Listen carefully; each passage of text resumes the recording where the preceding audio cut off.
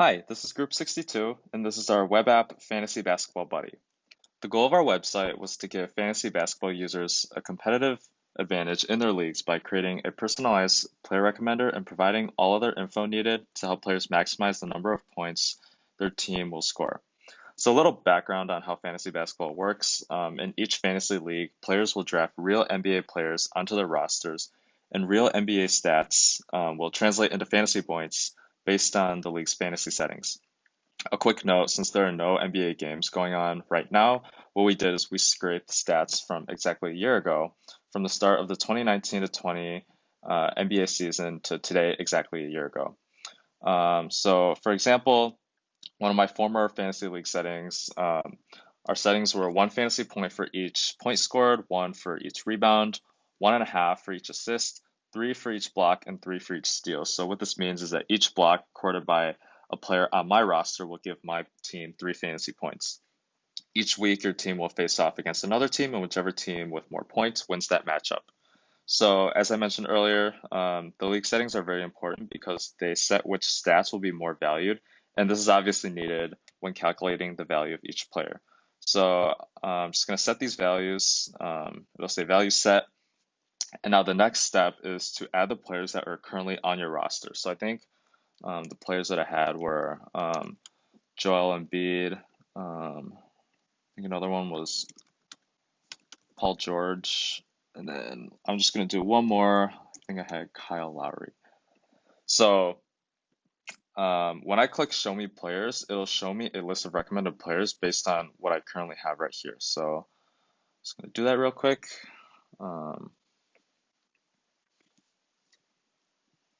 No, I'm just going to wait for this. Yeah, there we go.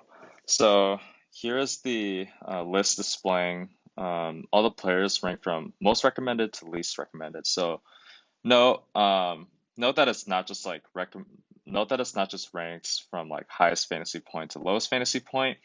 It's more complicated than that.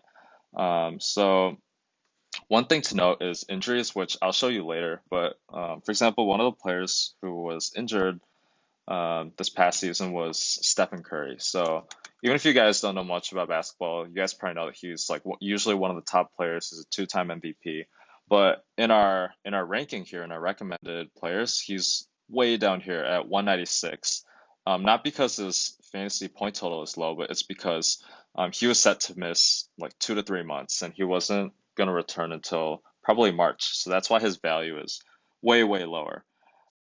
Now let's do a more extreme example to demonstrate the importance of positions. So I'm going to go ahead and add 3 point guards. So let's do Chris Paul, Derrick Rose, and let's do Kyrie Irving.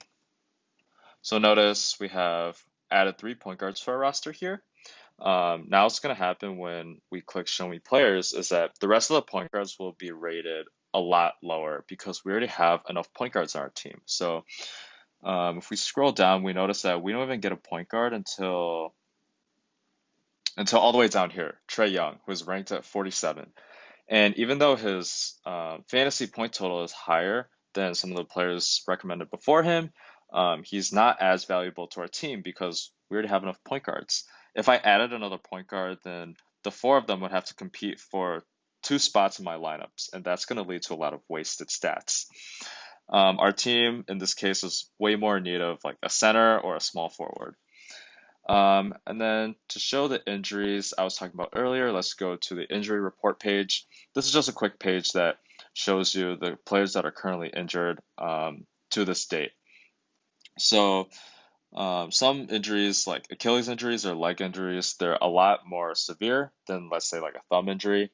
And these players would have lower values. Their value would take a harder hit than other injuries. And these are all factored into our player rec formula along with the estimated return.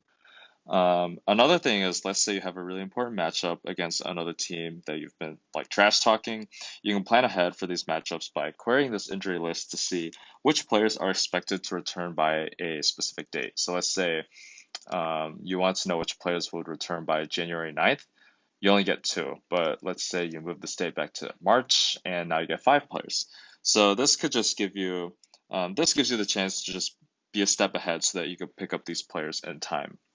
So yeah, that's pretty much it. This is our app designed to help players win their fantasy leagues, and thank you for watching our presentation.